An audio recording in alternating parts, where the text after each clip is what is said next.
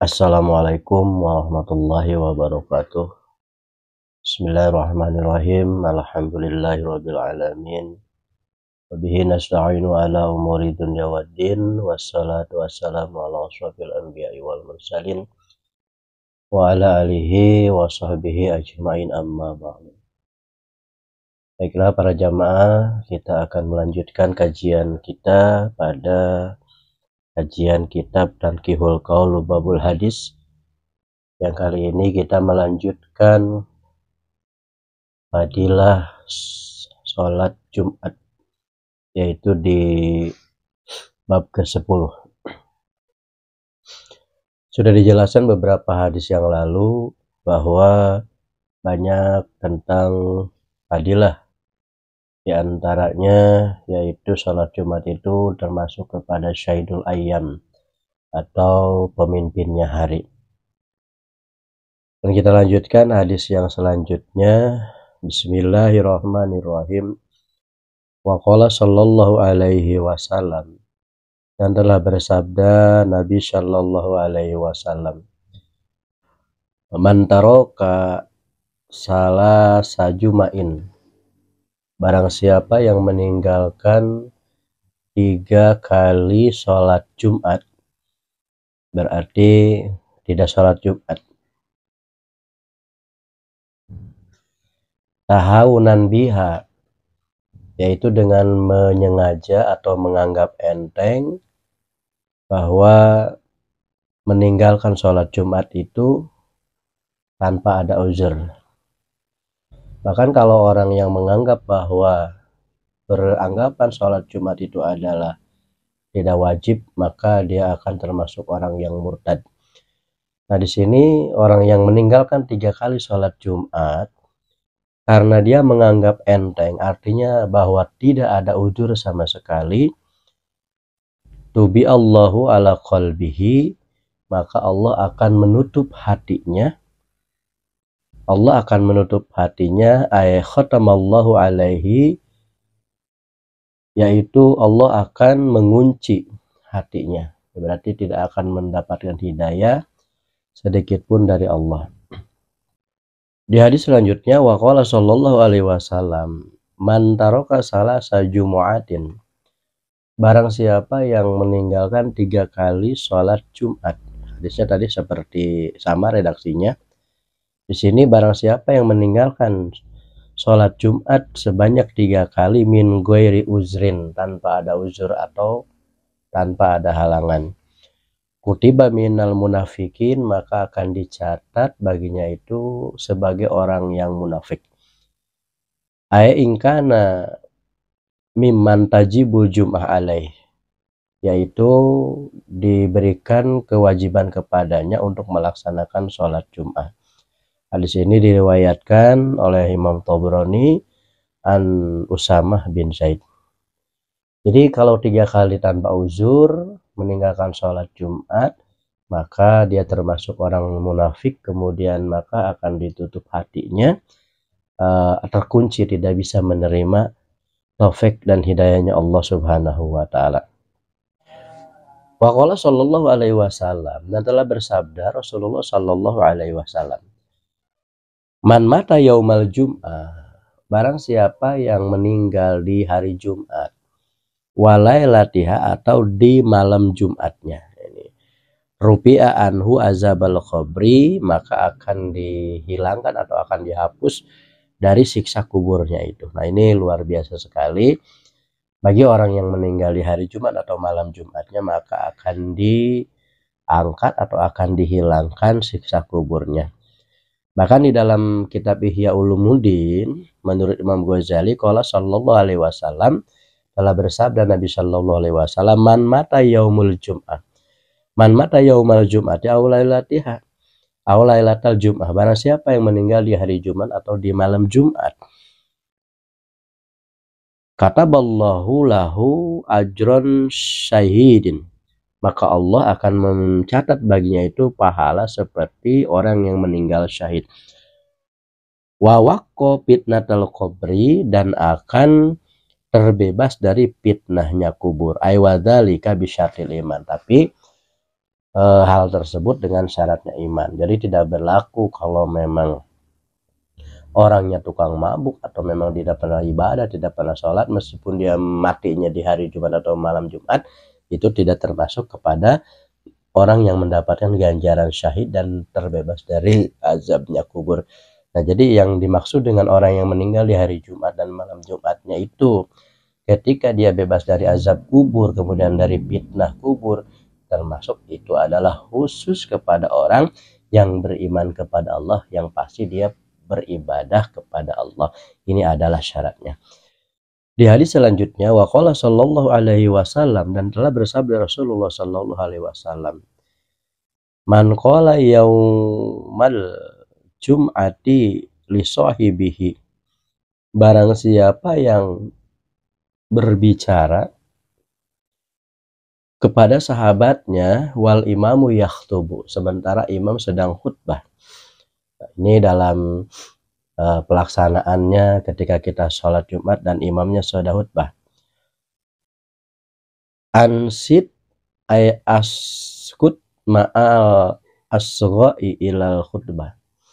Jadi ketika kita berbicara kepada orang ketika imam sedang berkhutbah, kemudian kita mengatakan diam atau sut gitu ya, tidak meskipun tidak dengan kata-kata, hanya dengan kode saja kepada orang atau kepada sahabat yang ada di samping kita.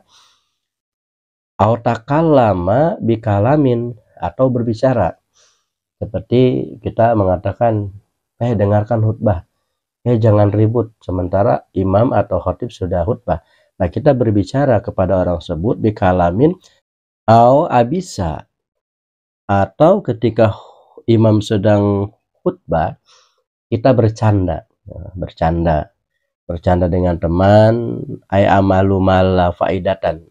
Yang disebut abisa itu adalah pekerjaan yang tidak ada manfaatnya sama sekali. Au asaro biyadihi, atau kita memberikan isyarat dengan tangan kita, seperti kita kepada sampingnya seperti begini, mengatakan dengan kode, dengan tangan, melambaikan tangan kepada orang itu ketika ada sedang khutbah, maka itu adalah tidak boleh dilakukan.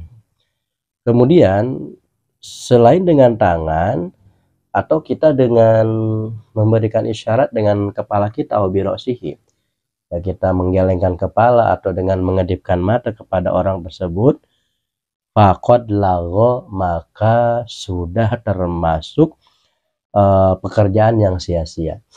Jadi ketika imam sedang khutbah, jangan sekali-kali kita mengingatkan kepada orang lain.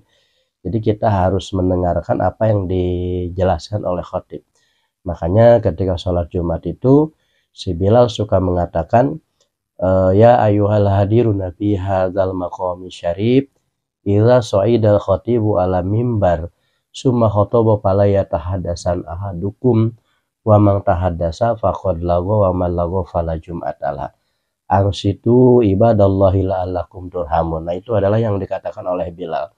Mungkin di sebagian di sebagian daerah tidak ditanbihkan oleh si Bilal itu. Yang mananya begini, ya ayyuhal hadiruna fi hadzal maqami syarif, orang-orang yang sudah hadir di tempat yang mulia ini. Idza sa'idal khatibu alal mimbar, ketika imam sudah naik kepada mimbar, summa khutbah, kemudian berkhutbah, fala yatahaddasan ahadukum, maka diperintahkan jangan sekali-kali di antara kalian itu salah satunya berbicara. Wa man tahaddasa faqad lago, maka barang siapa yang sudah berbicara, termasuk tadi mengisyaratkan dengan tangan, dengan kepala, kemudian berbicara atau dengan apapunlah bentuknya, yang ketika khatib itu sedang khutbah, faqad lago, malah itu sudah sia-sia. Wa malago fala jum'atalah, maka barang siapa yang sudah sia-sia di situ, fala jum'atalah, maka tidak sempurna Jumatnya. Nah, ini karena sholat Jumat itu adalah wajib. Bahkan menurut Ibnu Hajar al-Asqalani di dalam kitab Bulughul Maram dikatakan, wa ibni Abbas radhiyallahu anhuma, dijelaskan dari Ibnu Abbas radhiyallahu anhuma, qala Rasulullah sallallahu alaihi wasallam, Rasulullah bersabda, man takallama, barang siapa yang berbicara yaumul jum'ah, ketika di hari Jumat atau sedang melaksanakan sholat Jumat. Wal imamu yahtubu, dan kemudian si imam sedang berkhutbah. Fahuwa kamislil himari yahmilu asfaro, maka dia diibaratkan orang yang tadi tidak mendengarkan khutbah, orang yang tadi bercanda, orang yang tadi mengingatkan dengan isyarat kepada yang lain, maka itu diibaratkan seperti unta yang memikul kitab yang sangat berat. Nah itu ada di dalam surat Al-Jumu'ah tentang itu.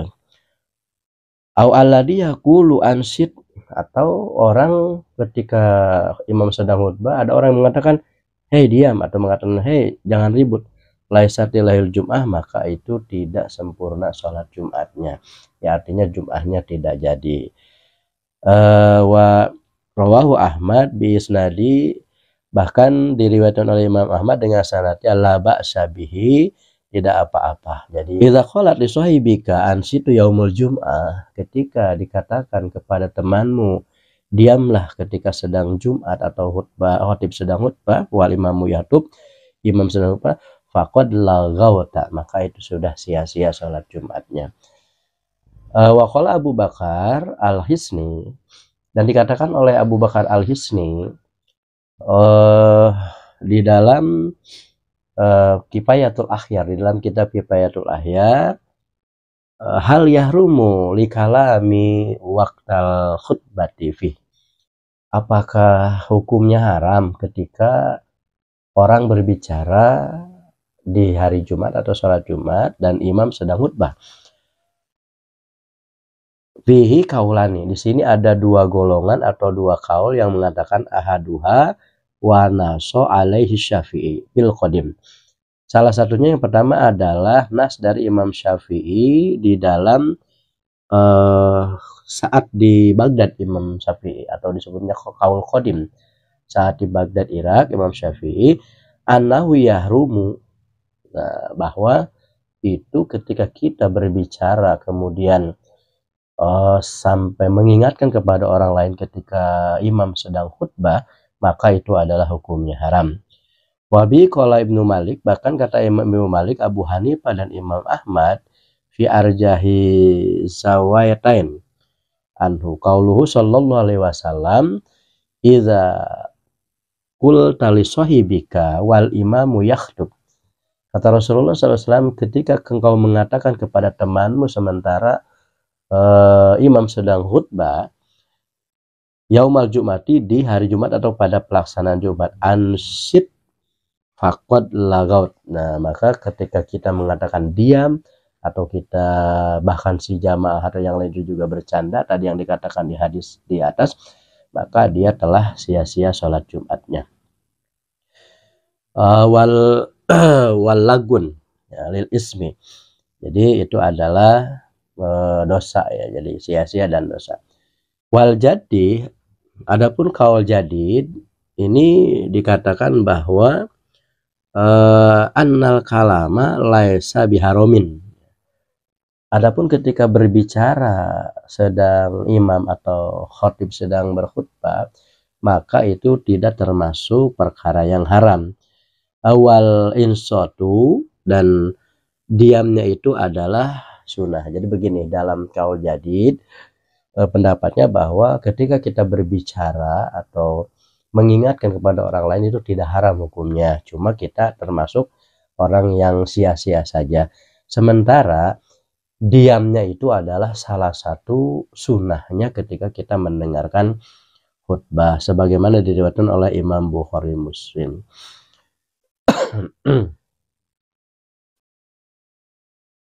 Wa qala sallallahu alaihi wasallam, hadis selanjutnya, dan telah bersabda Nabi sallallahu alaihi wasallam, Gusli yaumil jum'ati wajibun, mandi di hari Jumat itu adalah wajib, ya maksudnya mandi keseluruhannya, keramas atau kita bersampo dan sebagainya, ini adalah suatu kewajiban. Yang dimaksud suatu kewajiban di sini laisal muradu annahu wajib, pardon, artinya bukan karena wajib, karena untuk dilakukan, ya. Di sini hukumnya bukan karena wajib untuk dilakukan, bal huwa mutawalli ay ma'hulun, yaitu wajib bis sunnah. ya kewajiban di dalam perkara sunnah. Ya meskipun seperti itu berarti ketika kita mandi di hari Jumat, maka kita akan mendapatkan pahalanya yang besar di hari Jumat itu. Di hadis selanjutnya, waqala sallallahu alaihi wasallam, dan telah bersabda Nabi sallallahu alaihi wasallam, man adrakal jum'ah falahu indallahi ajrun mi'atu syahidin. Barang siapa yang bertemu dengan hari Jumat, maka dia mendapatkan pahala seperti orang yang mati syahid. Bahkan kata Abu Hurairah radhiyallahu anhu, qala Rasulullah sallallahu alaihi wasallam, man adraka minal jum'ati rakaatan. Barang siapa yang bertemu atau sampai kepada hari Jumat, kemudian dia sholat 1 rakaat, fal yusolli ilaiha ukhra, dan maka dia sholatlah di waktu yang lainnya. Waman patahu rakaatani, barang siapa yang ketinggalan 2 rakaat, fayusolli arba'an, maka dia sholatlah 4 rakaat. Au qala duhri, atau disebut dengan sholat zuhur. Baiklah jamaah semuanya, itulah kajian kita pada penjelasan fadilah yaumul Jum'ah atau fadilah Jum'ah, keutamaan hari Jumat. Semoga kita termasuk orang-orang yang ketika kita dimatikan oleh Allah di hari Jumat dan malam Jumat, dan kita termasuk orang-orang yang mendapatkan syarat dengan keimanan sehingga kita termasuk orang-orang yang menjadi ahli surganya Allah. Amin ya rabbal alamin. Wallahul muwaffiq ila aqwamit thoriq. Assalamualaikum warahmatullahi wabarakatuh.